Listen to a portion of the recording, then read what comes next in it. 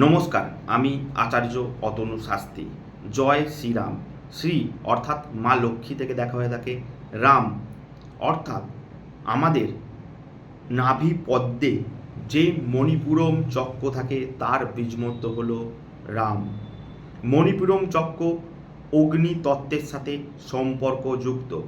Numerology অনুযায়ী 9 অর্থাৎ অগ্নিতত্ত্ব, যা মঙ্গল গ্রহ থেকে দেখা হয়ে থাকে। আবার মঙ্গল গ্রহের ওপর রুল করেন প্রভু বজরংবলী। অন্যদিকে বাস্তু অনুসারে বাড়ির সাউথ ইস্ট অর্থাৎ দক্ষিণ পূর্ব দিকটি অগ্নি তত্ত্ব থেকে দেখা হয়ে থাকে, যেখানে মা লক্ষ্মীর বাস। আবার এই জোনটি শুক্র গ্রহ থেকে দেখা হয়ে থাকে।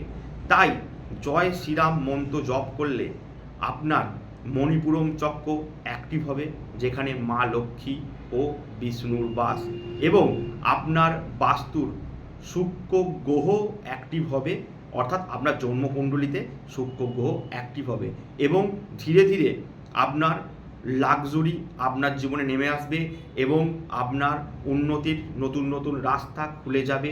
আপনার সমস্ত অভাব অনটন ধীরে ধীরে দূর হতে থাকবে। এই কারণে প্রভু বজরংবলী বলেছেন, রামের থেকে শ্রীরামের মাহাত্ম্য অনেক বেশি। তাই সকলে বলুন জয় শ্রীরাম। নমস্কার।